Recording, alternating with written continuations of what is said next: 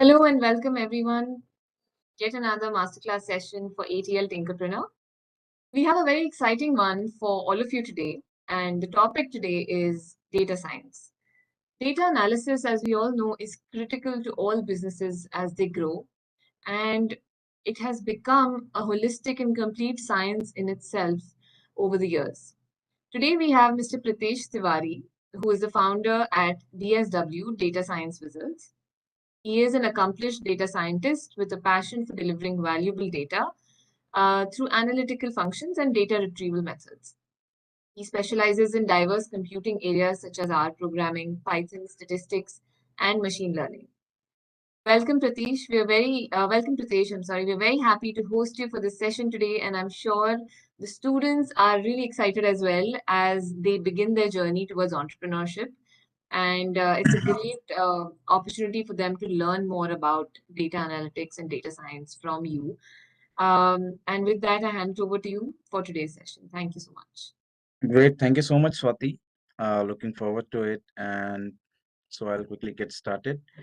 I'll just share my screen and get started. Before that, thank you so much, everybody, for joining today. And I'm very excited to take this session on data science, and which is, of course, my favorite topic. And I love talking about it, sharing knowledge on it, like whatever little knowledge I have about that particular topic, I love to share and love to see the enthusiasm of the new young childrens, who want to learn data science, who want to learn the not just data science but all aspects of data, how exactly it is valuable and important for enterprises, how data is playing an important role in today's world. So I will be giving you the glimpse of everything, like what exactly data science is in today's time, why we talk about data, what exactly data is, what exactly data science is, what are the various components of this data science when we talk about all those buzzwords, artificial intelligence, machine learning, and all those. And of course we will be looking into one of the hands-on session as well, so that you can understand we are not just today we are not just talking about data science, we are also looking on one of the use case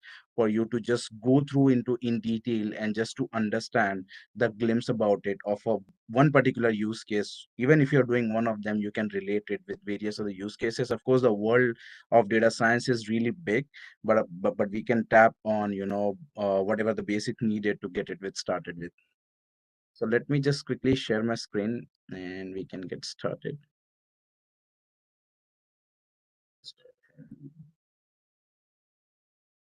Let me go back. Yeah. So here we are, today we'll be having a session on, as I mentioned, data science. We'll be talking about data science. We'll be talking about various aspects and components of data science. Before we get started on that, of course, it will be presented by DSW Data Science Wizard. So we are an AI company. We create AI ML solutions for enterprises, and we have one of our flagship platform called as a Unify AI. It's an end-to-end AI platform that helps not just to create your models, but to deploy your models, even to monitor them into the productions. So you can have all the details of our models on our website. Let's go ahead. So what is data science? So before I get into data science, let's talk about what exactly data is first, and then we can get into data science. So see, data, as we know, in a very simpler term, or if I just define it very simplistically, data is nothing but an information. Okay, so all the collection of information that we store together to do something is called the data. Like for example, whatever you see on your screen is one type of data. Whatever you see on your phone, whatever you do on your phone as well, like for example, all the information that you stored in your gallery, all your WhatsApp chats, all your Instagram chats, Instagram photos, all social media, whatever we are doing, all your emails on Gmails and everything, all these are data that you are storing somewhere so that you can use it in future for some or the other purpose. Okay, so data is nothing but collection of information that you store for some specific purpose in future that you're going to use it for. And when we use data for solving business problem statement, for giving more insights about the business, there we combine technology, there we combine statistics, there we combine complex algorithms like machine learning, artificial intelligence, all them together to give you the insights that is required to drive the business, and that we will see as an example further. So I hope that is clear to you what exactly I mean by a data. It is, so if someone asks you what exactly data is, you can say that data is nothing but an information or the collection of information stored together so that it can be utilized further. What is data science? So in a simpler terms, of course, it's a branch of computer science that involve different varieties of data, to solve business problems. So when I say different variety of data, what do I mean by that? So we have different types of data. We have structured data, we have unstructured data, we have semi-structured data. We will see in further slides what exactly do I mean by all of them. See, data science, as I mentioned, is basically a collection of different activities. Okay, it's not just doing some programming or applying some algorithms, or finding some patterns. Of course, it is one of the processes to find the meaningful pattern, but the entire view of data science involves multiple things. The reason we do data science is, of course, we want to get some more information from the data that as a human we just cannot see on the screen. Data can talk really lot about your business, because your business is generating a lot of data. Not just business, everybody is generating a lot of data, and if you want your data to speak, you need to involve the combination of different things, combination of mathematics, combination of stats, combination of computing powers, combination of algorithms and everything, so that it can be combined together and make a powerful concept called as a data science that will help you to find the meaningful and important patterns from the data that will help you to get some more information about your business. So yeah, it's more about the science than a technology, of course, because as the different types of studies are specific or pertaining to that particular area, data science it's more about data rather than any science, or rather than any technology. So when I say data science, it's more about data. It's like we study the characteristics of data, we study the behavior of data, how the data is performing on different kind of situations, and with different kind of algorithms when you apply on it to find some meaningful important patterns. So it's all about data. When I say data science, like even if you have high computing devices, even if you know very good algorithms how you to apply it, but if you don't have the good data, the meaningful data on which all these algorithms can be applied, like you cannot solve the real business problem. So always remember, being as a data scientist or a budding data scientist, rather than focusing on different technologies. Of course, you should focus on technology as well, because that you will use it, but technology is changing over the period of time. Your major focus should be on the data, learning about the data, the behavior and the characteristics of the data, how the data is changing over the period of time, and what are the various statistical information from that data you can get in. So it's all about data when I say data science. Applying various algorithms to make correct decisions. As I mentioned, we will make use of technology, we will make use of complex algorithms like artificial intelligence, machine learning, to provide some meaningful important patterns out of it. Involves storing, exploration, manipulating, analyzing the data, of course. So when I say the entire data science life cycle, it involves a lot of things. Like for example, if you're a company, you might be generating lot of data. Like I'm sure all of us know banks, right? So banks are generating a lot of data on the daily basis, the transaction data, the customer data, lots of data, and they are storing it into different types of places. And if you want to solve any business problem, any problem statement using that data, you will have to go through with lots of processes, and all those processes is a part of this entire data science life cycle. It starts with understanding the domain itself. First, you will have to understand how banks work, like what are the various operations into it, how the data is flowing from one application to another application, from one place to another place.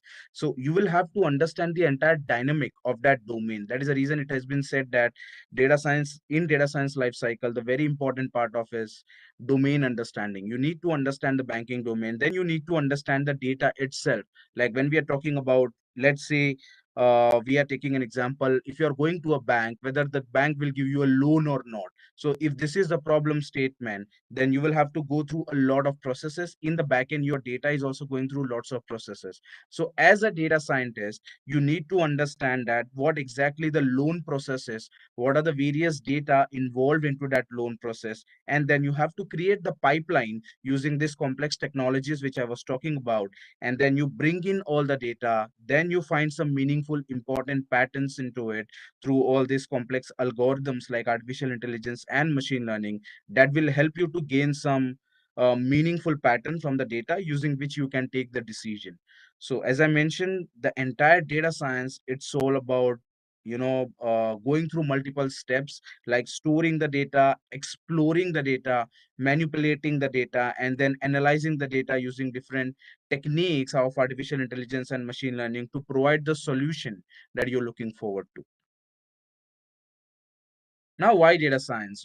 So of course, now we have understood what is data. We somehow understand what is data science, but why data science? Why we think that like before using data science, was the world not moving? They were not doing business. Of course they were doing the business, but as compared to previous time and as compared to today, how they are doing the business, the entire dynamics have been changed. And the dynamics have been changed because all the companies, if we talk about majority, all the big enterprises across the world is leveraging data science in some or the other way, because any process that you do generates data. And if you have all the information about that particular process, if you have all the information about the data of that particular process, you can make the process much more efficient. That can, of course, as a business, can generate a good revenue for you. Okay, so now we understand why data science. So before we get into it, I'll just show you one image and I'll give you some time to explore it. But before that, we can say, uh, talking about data science, why we say that it is important, because on the daily basis we are generating enormous amount of data. So if we talk about uh, like ourselves itself, forget about the companies, forget about the enterprises, banks, we talking about ourselves. Even if we say how much time we spend on Instagram, on Facebook, on social media, on emails, or on just surfing the websites, we are just spending a lot of time on the phone, onto the internet. So while the time we are on these devices, we are generating lots and lots of data. Okay, on the daily basis, we generate lots of data. And if we see one of the statistics results given by Mr. Lawrence Levis in 2021, almost close to 3.8 millions of data is being generated just from the WhatsApp. Like close to 3 million messages are being sent on just WhatsApp and Facebook Messenger in just 60 seconds. So we can imagine that in just 60 seconds, if we are generating this much huge amount of data, we are not just storing the data. The idea is not just to store the data. Idea here is to store that data, process that data, find some meaningful importance from that data so that it can be leveraged into the business. Majority of the data that we talk about are generated to wearable devices and are unstructured. It's okay if you don't understand the unstructured, we will talk about it, but majority of the data that we are talking about is generated through the wearable devices. Like for example, we have bands, we wear bands, and we have lots of IoT devices. All these devices are actually generating the data. Those data are actually generated real time, and somehow it needs to be leveraged, somehow it needs to be stored and needs to be processed, so some real-time analysis can be done on top of it. Rich amount of generator by digital world is increasing rapidly. Of course, we talk about social media. We have seen just example right now what I was talking about. So we are generating lots and lots of data, and the amount of data is just multiplying into, there's no I would say significant number to justify how enormously the data is growing on the daily basis. So it is growing really fast, and in order to get some information out of it, all the native or the classical approaches of storing the data will not work. You will have to make use of cutting edge technologies. You will have to make use of algorithms. You will have to make use of data science to store this data, to manipulate this data, to find some meaningful, important patterns out of this data as well.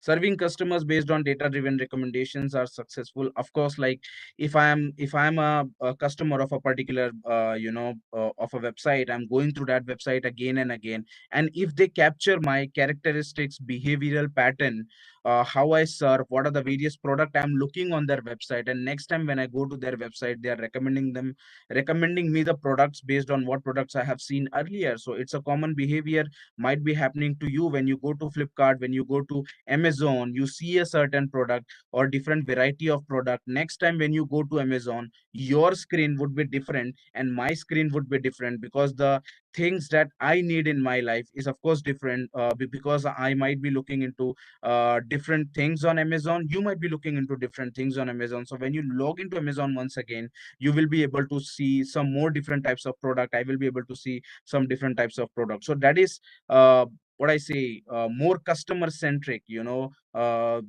customer centric behavior. This websites are adapting so that they can better serve their customer, and it's more personalization experience, and even the customer feels good that okay, I was looking for the camera 3 days back, and now they are showing me different options of camera, because they know that you need a camera now, something like that.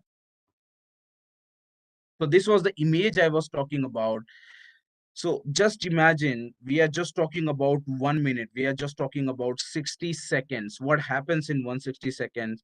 In 60 seconds is this. Like we are talking about close to 500 hours of content is been uploaded on YouTube in just 60 seconds. Like close to 695,000 stories have been shared on Instagram. Close to 200,000 people are tweeting about it. Close to 197, like we can say close to almost 200 million emails have been sent across the world in just 60 seconds. So on the daily basis, we as a humans are generating lots and lots of data, and we are not just generating this data, we are storing this data as well, and we are of course leveraging this data using artificial intelligence and machine learning to provide you some real-time analytics, some business decision that will be helpful further. So as I mentioned, this image was taken by, and this analysis was done by Mr. Laurel Levis. I'll just quickly skip on this because just want to give you the glimpse about the data science.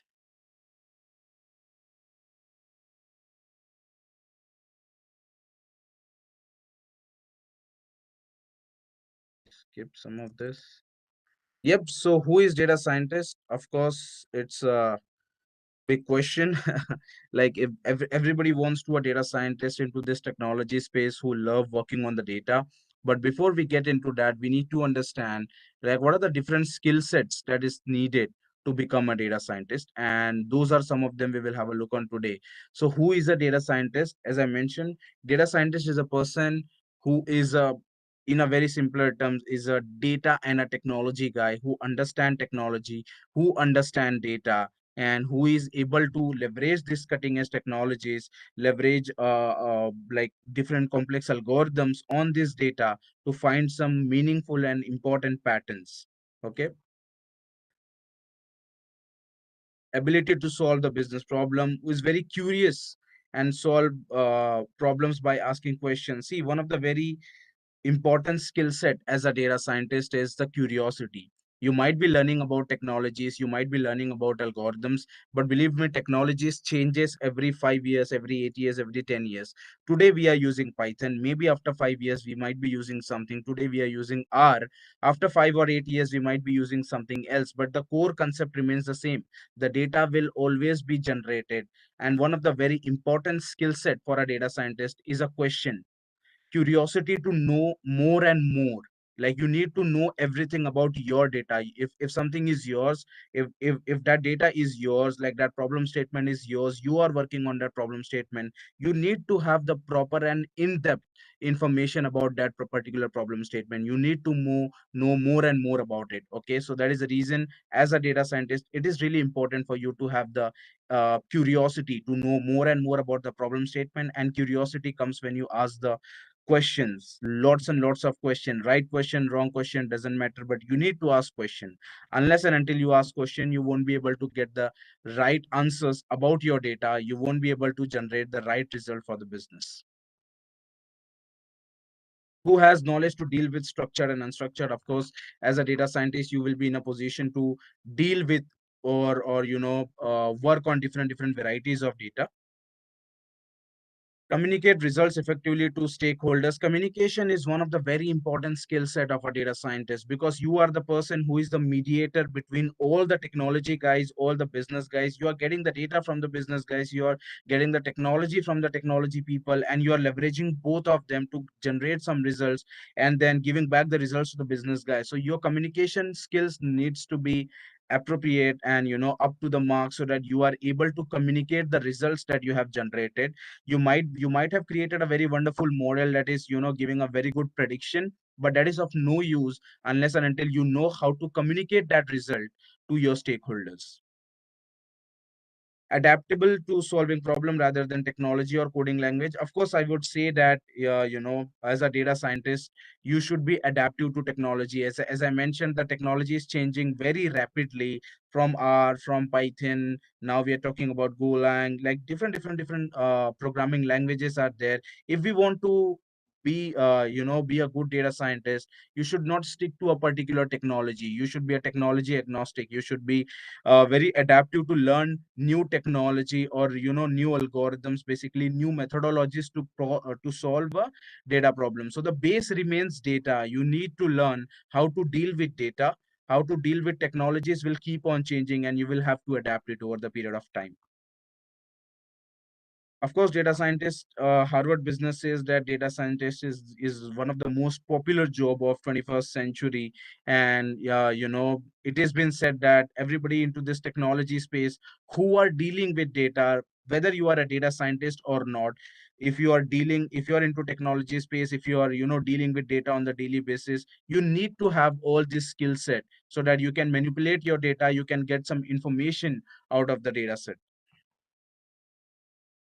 So relation among the artificial intelligence, machine learning, and deep learning. Of course, we hear these buzzwords about AI, about ML, about deep learning, about data science on to the daily basis. But what is the basic idea about it, like how they are interrelated, how they are correlated to each other, and how we can differentiate between them? So when I say artificial intelligence, I would say is on to the top, and machine learning is a subset of artificial intelligence. When I say artificial intelligence, we are giving the power, or we want the machines to behave like humans. Okay, we are trying to give the human intelligence to the machines, and there where we are talking about the artificial intelligence, it's a combination of two things: artificial plus intelligence. Artificial, we know that is something made by man-made, which is not natural, which is not occurring naturally. And intelligence, we know what exactly intelligence is. So we are talking about giving the ability, giving the capability of human intelligence to the machines, so that they can take a decision real time as what human will take on a particular scenario or on a particular data. Let me give an example. Where when we talk about artificial intelligence, let's take an example of cats and dogs. As a humans, when we are growing up, we know how cat look like, we know how dogs look like, because we have seen different types of cat. Even when we are seeing some cat new, a very new species of cat, new breed of cat for the very first time as well, but still we recognize it that okay, this is a cat. When you see a new breed of dog, you does not say that it is a lion, you does not say that it is a tiger. You know that okay, this is a dog, but I don't know the breed. The breed is something else, but you know the exact class of that animal. The class of that animal is dog, right? So how does it happen? Because over the period of time, since your childhood, our brain is trained with different dogs and cat data. Basically, we have seen different types of cat, we have seen different types of dogs, so we know doubt what are the various characteristics of an animal to look like cat, what are the various characteristics of an animal to look like dog. So when a new image come, when a new animal come, our brain quickly resonate that okay, this belongs to cat category, this belongs to a dog category. This is because our mind is trained. We expect the same from the artificial intelligence, that we create a utility, we create a software backed by artificial intelligence that can behave like humans, that can take decisions like humans, even if it is not trained on all the data which might come into the future, but it should take decisions like human. So that is something in a very nutshell, in a very easier terms, I can explain you about artificial intelligence. Machine learning is basically we are expecting machine learning algorithm to take again decisions like human, but based on the training that we are providing to that particular algorithm. For example, we have the training data, we have the test data. We make this machine learning algorithm understand that, okay, 3 plus 2 is 5, 3 plus 2 is 5, 3 plus 2 is 5, 3 plus 2 is 5. Next time when you ask machine learning algorithm what is 3 plus 2, it will be able to tell you 5, because it has developed that functions that understand when you have 3, when you have 2, and there is a addition in between them, you always add them and then give the result. So in a very nutshell, you train your machine learning model with the input and with the output, and the logic which it needs to get trained, it develops like on its own. And based on that, it can tell you what exactly the logic was, and when you give the new numbers in future, it will be able to take the decision. Deep learning is basically part of, again, like I would say, AI. It's an neural network model that we use in artificial intelligence for getting some predictions out of the data. Data science, if you say, is touch basing everything. So all of these things that we talk about, AI, we talk about ML, we talk about deep learning, even we talk about big data, all of this are part of data science, because at the end, what we are doing, we are talking about data, we are leveraging the data to solve some business problem statement with the help of cutting edge technologies, with the help of statistics, machine learning, linear algebra, and all those things. So data science involve all of these things, all of this big picture that we are talking about. Introduction to artificial intelligence, of course, like as I mentioned, it's a combination of two things: AI plus artificial plus intelligence. Artificial, we know what exactly do I mean by that. It means that something created by man, it is not generating or naturally. And intelligence is the ability to acquire and apply knowledge. So we saw that what exactly machine learning is. Just to give you an example, what is the difference between a normal programming and a machine learning programming? In normal programming, what happens is you give the you give the computer the data and the program as well. Like for example, the same example that I was talking about, 3 plus 2. Let's say that you are giving machine the data 3 and 2, and you are also giving the program. Programming is nothing but set of rules created by us. So rule here is addition. Okay, we are giving data 3 comma 2, and we are giving the program, which we are giving the rule that you need to basically add it. So computer knows that, okay, the data is this, the rule is addition, I need to give the output. So 3 plus 2 is equal to 5. Here, to the computer, you are telling the rule and it is giving you the output. In machine learning, it's a different. You just give the input, you just give the output. Machine learning will itself understand what exactly the logic is, what exactly the rules that you want to define. For example, here we are giving 3 comma 2 and we are giving 5. Machine learning algorithm itself identifies, okay, that we are talking about addition. Next time when we give 3 comma 3, it will be able to give you 6, because it has understood that, okay, like when we have two numbers, in order to reach to this particular output, I will have to do the addition of it. So in a machine learning algorithm, you don't need to explicitly define the logic, you don't need to explicitly define the basically the backend algorithm, how it will learn. It actually automatically learns based on the input data and the output data that you're providing. So this is just an example. Let me just go ahead. So machine learning life cycle, as I already said you, when I talk about machine learning, it's into different stages. We already talked about it. The first thing is to understand the domain, the business need. The second thing is to understand the data, how the data is getting generated, from where the data is coming. The third one is to develop the machine learning models. When I say developing machine learning model, it itself have lots of steps into it. Okay, like we clean the data, we transform the data, we manipulate the data in order to make sure that we are having the right set of data for creating these models. Then we train the models basically, and then we test the models. Testing the model is basically like identifying how well or how good your model is performing at the end. Then we deploy the model. Like, it's the task is not just to create some model on Jupyter Notebook or somewhere. The idea here is to, deploy the models as well at the end. And at the end, the last step is to connect into the business application. So the model that we have created, we will actually integrate it to some business problem statement, so that we understand the model that you have created is able to provide you the useful result which is required. Types of machine learning: supervised, unsupervised, and reinforcement learning. We will see the example of each of it. But for today's topic, I would say I would rather stick to supervised algorithm, and unsupervised algorithm that can give you the glimpse about what exactly we're talking about. So see, in supervised algorithm, what exactly supervised algorithm means is like, there are certain things which is important. Supervised algorithms is we already know what problem statement we are going to solve, okay, and what exactly the data set is, and we have the label as well. So the idea about the problem statement, the idea about the data itself, when you have both of this, then you call that particular problem is a supervised, because you know what you're solving, you have more information about your data as well. The idea here is to just apply certain algorithm and get the proper output, which you know what kind of output you want at the end. Okay, so that is the supervised approach. Here we see that we have an input data. Input data is images of the apples, and annotations is nothing but the labels. We are talking about label, that okay, this is the data and this is called as an apple.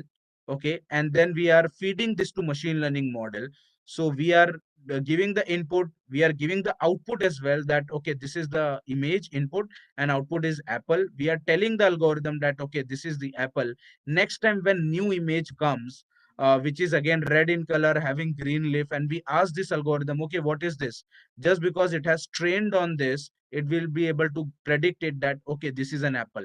It is not telling that it is a mango, it is a pineapple. It is telling you properly that it is an apple. Why? Because it has been trained with the input data and the output or the label data.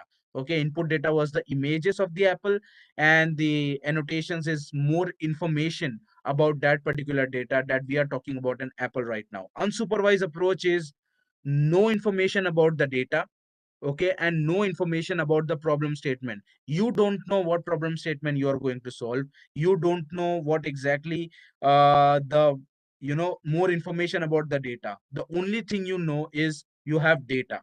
That's it. So here we have mix of data. We have some apple, we have some banana, we have some oranges as well. We are feeding this to machine learning algorithm. Machine learning algorithm don't know what is apple, what is banana, what is oranges, but based on the characteristics of the data, it can cluster the data to different cluster. So this is cluster 1. In cluster 1 we have all the apples, then we have cluster 2, here we have all the oranges, and then we have cluster 3, here we have all the bananas. Okay, so this is how the algorithm of unsupervised algorithm works. In supervised, you know the problem statement, you have more information about the data, you have the label data, and you just need to get the prediction. In unsupervised data, you need to do the clustering, because you have no information about the data and you have no idea what exactly the problem statement you are solving. It's just about that you have certain data, you need to do the clustering on it so that you can have the similar characteristic data together, and you can perform some analysis on top of it. Okay, so this is supervised, unsupervised. Just to add, like, if you have any questions, please feel free to add into the chat. I know someone from the hosting team will be able to, maybe Swati, like you or someone from your team, if you can help me with if there are any certain questions based on the slides that I have taken earlier, please let me know and I'll be able to answer on it. Okay. So we talk about reinforcement learning. Reinforcement learning, see, is the basically action and reward and punishment mechanism. What exactly here happens is, based on a certain step, you either get punishment or you get a reward. And based on that, your algorithm takes a decision. Here, let's see that we have a fire and we have a child. The child sees the fire, approaches it, feels the warmth, like the child is going back, going near to the fire. It is feeling good, and it feels that okay, they like this is good because I'm feeling warm, and the learning from that fire is a positive thing. And then the child again goes to the fire, it touches the fire, burns his hand, and the outcome is that punishment, because the child understand that going near to the fire is good, but touching the fire is bad. So this is the learning. Based on that, it will quickly take his hand back. So this is how you take the decision based on on a particular task, or based on a particular output as a punishment or a reward which you are getting. So this is called as a reinforcement learning. Reinforcement learning is largely used into automotive vehicle. We can say that Tesla, this automated driverless cars is making use of reinforcement learning a lot.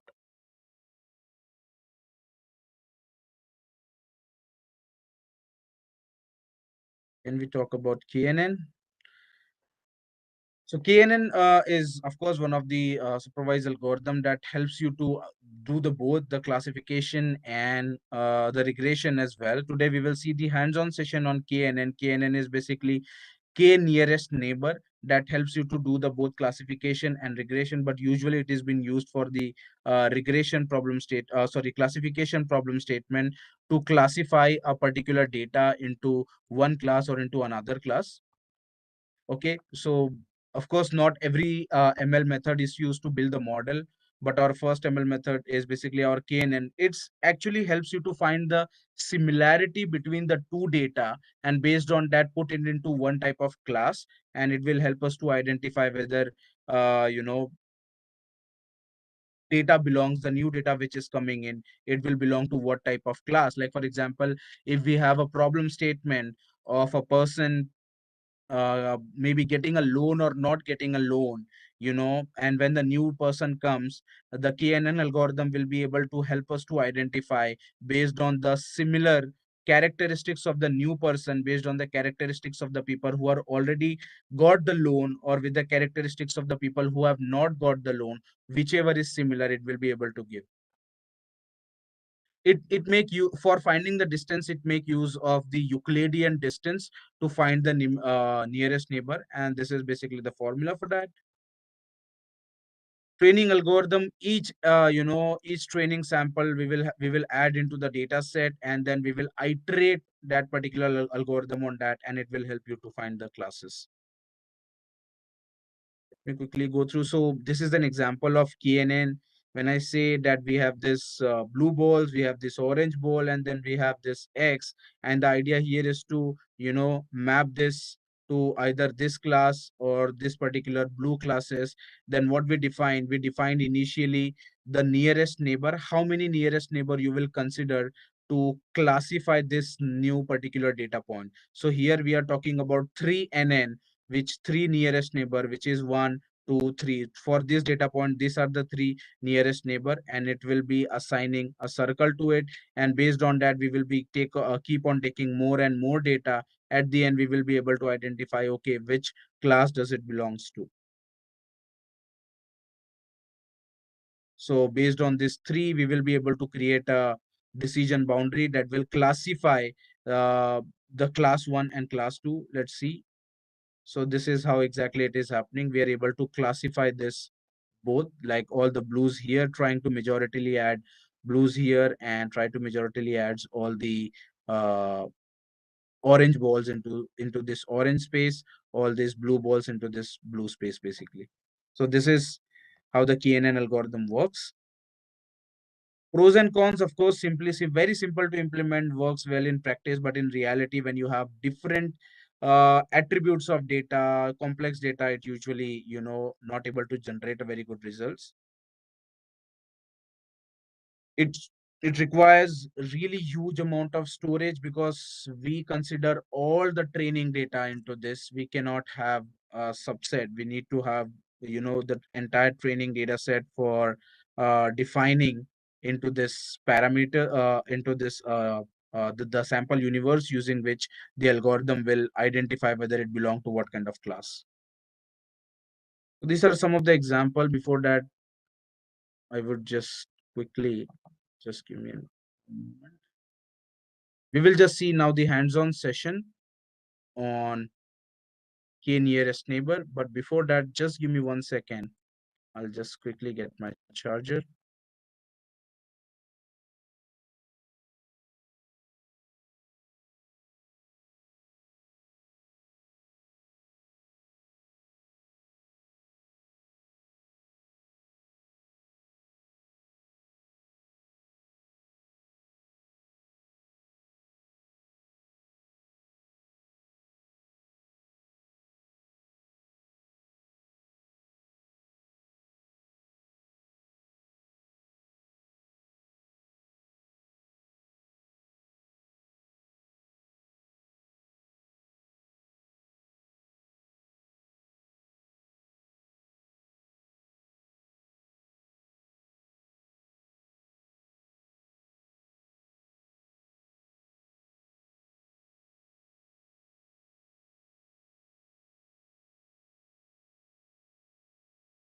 Yep, I'm back. In case if anybody is having any questions, please feel free to put it into the chat and the hosting team will be able to tell me.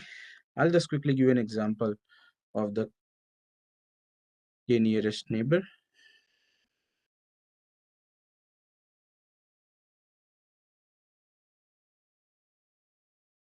Just share my screen.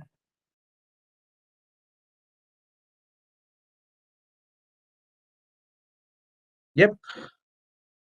So this is an like hands-on session on KNearest Neighbor.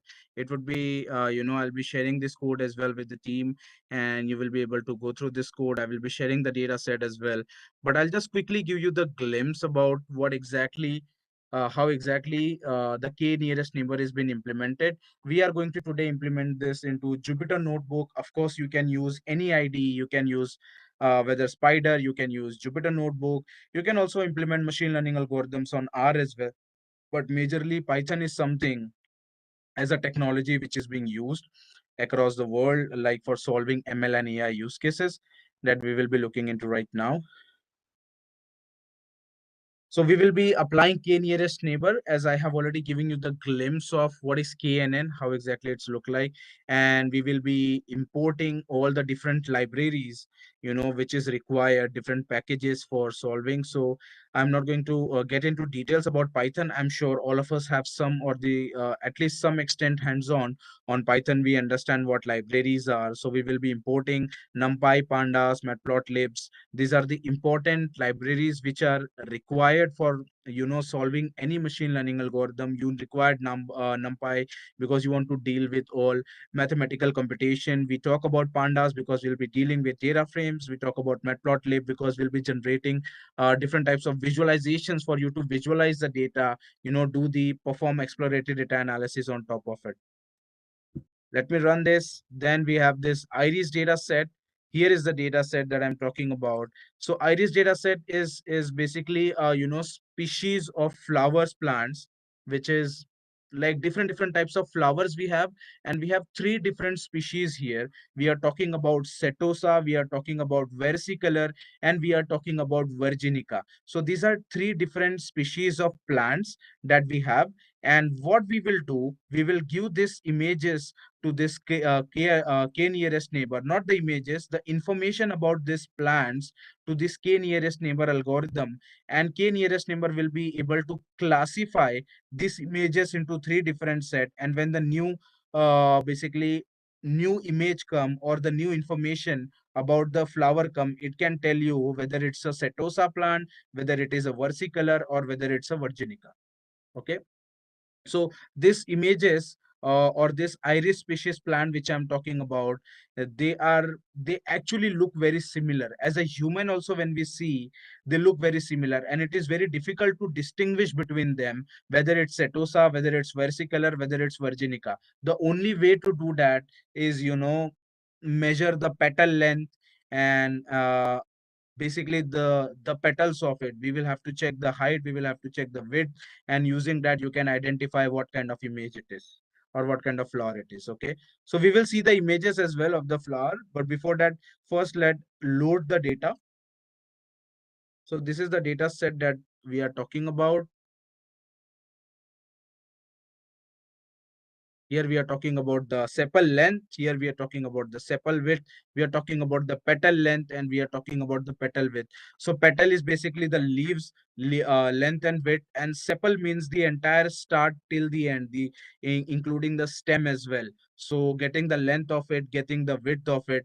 So here we know that when we have the sepal length of 5.1, sepal width of 3.5, petal length of 1.4, petal width of 0.02, zero point 0.2, then the species is Setosa. And similarly, when we have close to 5.5, 2.3, 4, and 1.3, then the species belong to versicolor, something like that, and so on for Virginica. So we have ample of examples for Setosa, ample of example for versicolor, ample of sample for Virginica as well. We will feed this to machine learning model, and machine learning model will be able to tell you which species does your new flower or the new information or the piece of data that you are providing belongs to. So we are using the uh, like pandas read underscore CSV for importing the data. So this is the data set which I'm going to import. Then we have like head function. Head basically helps us to see the data, whether we have properly imported the data or not. So when we talk about head, it gives you the top 5 rows of your data set. So when I talk about C 5.1, 3.5, 1.4, and 1.4 and 0.2 iris setosa, so we are talking about these 5 rows, and these are the 5 rows that we are getting. I'm sure if you have experience with Python, you know why we are getting it 0. We are getting it 0 because indexing in Python starts with 0. Indexing is just the numbering, like numbering. We say 1, 2, 3, 4, 5. In Python, the numbering starts with 0. 0, 1, 2, 3, 4, 5. So in naturally in your Excel, whatever the first row is will be 0th row on Python. So that is the reason it starts with 0. And we can also check the bottom 5 rows as well using this function called as a tail. You just need to click on this, stay here, and just press Control Enter. You can run through here. If you're using Mac, you can put command plus Enter, and it will be able to run it. Here, this is basically the 3 species of plant. As I said, as a human also, it is very difficult to, this is in color also it is different, but majoritarily the color of versicolor is also like Virginica. So all of them come in similar images. They almost look similar. You see that Setosa is almost looking like Virginica only, and Virginica as a shape looks like more to versicolor. And once versicolor has the similar color to Virginica, as a human also it is really difficult for us to distinguish whether it is Setosa, whether it is Virginica, whether it is versicolor. But through the data it is possible, and you can give it to the machine learning algorithm, because you will train different machine learning algorithm on different types of images of the data, or different quantitative type of data of this flowers. And based on that, this machine learning algorithm will be able to identify what kind of data that we are talking about. So you can use the describe function basically to describe the data set. We are using the describe function. It is telling you the count of each of this column, count of length, count of width, count of petal length, count of petal width. So it gives you the, basically when you just type describe, it gives you the information or statistical information of all the quantitative number. Okay, so we have both like numbers, and we have the categorical variables as well. Like we have text columns as well. So it won't consider the textual columns because it is providing the statistical information. So statistical information in a majorly can't be provided for the for the categorical variables. Of course, you can include it. There are certain statistical what I say output that can be given for the categorical variables as well, that we will see how it is possible. So here we are talking about the total count for sepal length, sepal width, petal length, petal width is 150. The mean value for each of this associated number is, we are getting what is the mean value for them. We are getting then the standard deviation as well, the mean standard deviation. We are getting the minimum number of what is the minimum value of sepal length, minimum of sepal width, petal length, and petal width. We are getting the 25%, like what is the 25% value of this entire value that we are talking about, the 50 percentile, the 17 percentile, and the maximum value, what is for the sepal length, what is the maximum value for sepal width, maximum value for petal length, and maximum value for the petal width. So this is a describe function. It is really helpful and gives you the entire statistics, about the quantitative data that you have. And here again, if you want to include the categorical, the what I say, the characteristics data as well, character data as well, you can use one argument inside your function. That argument is include equals to all. So when you use this, it will give you the species information as well. Here it is telling you about the sepal length, the sepal width, the petal length, and the petal width, and the species as well. So the total species, that data that we have is 150. Out of them, unique is just 3. We know that we have Setosa, Virginica, and versicolor. So these are the 3 unique features we have. And the frequency of all of those 3 is 50, 50, 50. So that is the reason it has given you 50. And the rest, mean, standard deviation, mean, is not applicable. So it has given you the NaN. So what we do, we are converting this data frame, iris data which we have here. We have imported that, the data which we have as an iris data. Okay, it is here, iris data. Now we are converting that iris data into the data frame using the pandas pd.data frame. And then we check the shape of that data frame, what exactly the shape is. We can say that the shape is 150 and 5. It is nothing but the dimension of the data frame, which is telling you that 150 rows and 5 columns. So see, there are lots and various arguments, various commands that helps you to get the more information about the data. But what actually matters is what exactly you want to see. If I want to see the shape of this data frame, I can use various n number of ways. There are many ways to check it. But what exactly important over here is, as I mentioned, as a data scientist, the most important thing is asking the right question. You should have the curiosity to know what you want to know about this data. So here I want to know that, okay, what is the shape of my data, what is the dimension of my data looks like, what is the total number of rows, what is the total number of columns that I am having. So I'm having 150 rows and 5 columns. I can check it through df.shape. Okay.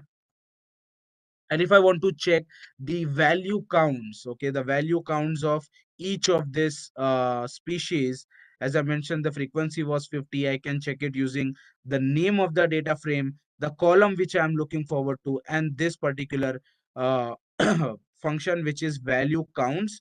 If you just provide that, you will be able to see. So I'm having Virginica 50, so versicolor 50, and Setosa 50. You can also check, if you want to check all the columns names of your data set, you can just provide the name of the data frame and then just the column. And when you run it, you can get the sepal length, sepal width, petal width, and the species. So these are the columns basically. And the data type is object. Object is nothing but when you have anything which is written in as a character, it is called object. Okay, so here we have, like, if you want to have some more information about your data frame, like you can use df.info, like we have df.summary over here, which was giving you more information about your data set, like what are the various things into it. So sorry, iris data.describe, it was giving you the statistical information about the data. The df info gives you the information, some more information about your data frame. You can check that it has 150 entries, starts with 0, as a indexing in Python starts with 0 and still 149, and there are total 5 columns, and no null in any of this, and the data type of each of them. The data type for the species is object, as I mentioned, because it's into the characters. Pre-processing the data, now we want to create the machine learning model. What we will do as a first, as I mentioned, see, even whatever EDA we have seen, this is just to give you the glimpse about the data. But as a data scientist, when you are spending time with your data, you need to see the various dimensions of the data. You need to see various statistical importance before you create the model. You need to check the correlations between them. You need to plot the histogram. You need to see how exactly the histogram of the data looks like, how the spread of the data is, what is the kurtosis, and what is the skewness of the data, whether my data is left skewed, whether my data is right skewed. So before you create the model, you need to check all those statistical importance, from your data set. Here what we are doing using Python, we are dropping the species column because we want to create our training data set. And we are quickly checking through the head. We have sepal length, sepal width, petal length, and petal width. Here we are just defining our one species column into Y, and everything we have put it into the X. So we are running this. And now, as one of the important part of creating any machine learning model is to split your data set into training and into testing. So we have two things. One, we have training, one we have testing. You'll have to split your data set into these two. So we are using the internal function of sklearn model, and we are defining the X train, X test, Y train, and Y test. And we are using this train test split function. We are providing the argument as a X and Y, and we are telling it that my test size should be 50. That means my training size will be 100. Okay. And we just run this, and it has splitted X train, Y train, X test, Y test, and define my training size is 100, my testing size is 50. So you will train your model on this training size, you will test your model on this 50. And as I was mentioning about KNearest Neighbor, this is the algorithm that you will build. It is coming from the package sklearn.neighbors, and the name of the function which is helping you to create this KNearest Neighbor is neighbor classifier. You are storing this into in a variable called CLF, and you are defining it how many neighbors you want. I want to start with just one, and so I'm just starting with this. If I run this, I will be able to fit. I'm just creating here model. Now I'm fitting my model on X train and Y train, and I am also predicting what exactly the value of my predictions are. So you get the prediction results for the top 20 values which we wanted to set. So these are your predicted variables basically. So your algorithms have predicted that, yeah, it is versicolor, versicolor, versicolor, and you can check it with your with the variables that you have created. So you didn't told your model what is versicolor, what is virginica, what is setosa. It has itself able to predict what is exactly virginica, what is able exactly setosa is. And after creating the model, the main step is to check the accuracy. That we are checking the accuracy for 1NN because we have created the nearest neighbor with just 1K. And here we are checking the accuracy with this particular function, and it is giving you us the accuracy of 94%. So that it means that 94 times out of 100, when you give the data of a new plant or a new plant species to our model, and you ask it whether it is setosa, whether it is virginica, or whether it is versicolor, it will be able to tell you what kind of species it is. So yeah, that's it. I think it has, you have got the glimpse about how exactly we create the models. So we take the data first, we apply certain pre-processing techniques on top of it. We use machine learning model to run the model, to create the model, and then we evaluate the models as well at the end. So the accuracy that we got at the end was 94%. So this was the glimpse of like nearest neighbor, the K nearest neighbor algorithm. Similar to that, there are multiple different supervised algorithm, unsupervised algorithm as well for classification and regression. So of course, if you are just starting your career into data science, or if you want to be a good data scientist, I would say implement each of this algorithm with different variety of data. For example, K nearest neighbor with at least 2 to 3 data set. Then if I talk about linear regression, 3 to 4 data set, classification, logistic regression, 3 to 4 data sets, and so on. You learn about trees, ensembling techniques, you learn about decision trees, learn about random forest, learn about support vector machine, learn about dimensionality reduction techniques, which is principal component analysis. And don't just learn about the algorithm, implement them on different types of data, so you get to know what is the nuances of data, how data performs on these different kinds of algorithms. So yeah, well, that's it from my side. I hope you have enjoyed the session and you have got the glimpse of data science, machine learning algorithm, to be to be precise about the KNN, K nearest neighbor, what exactly KNN is, and how do you apply KNN on a given data set. I'll just stop sharing my screen and we'll look forward to any questions. Over to you. So much, Pritesh. That was very informative, very detailed. And to all the students, if you know it was too much information for 1 hour, please go back and re-watch the session in parts also. It will be there on our Atal Innovation Mission's YouTube channel. Other than that, there are no specific questions as such. I think the session itself was quite detailed, and you can go back and read and find all the information that you have or any questions that you might have in the session itself later on. Thank you so much, Pritesh, for that wonderful session. Thank you. And for everyone who's here, Pritesh is joining us from Ireland, and it's very early there in the morning. And thank you for doing it from there itself. It was our pleasure, and have a great evening to everyone in India, and have a great day, Pritesh. Thank you so much, Swati. Thank you so much, everybody. Have a good day ahead.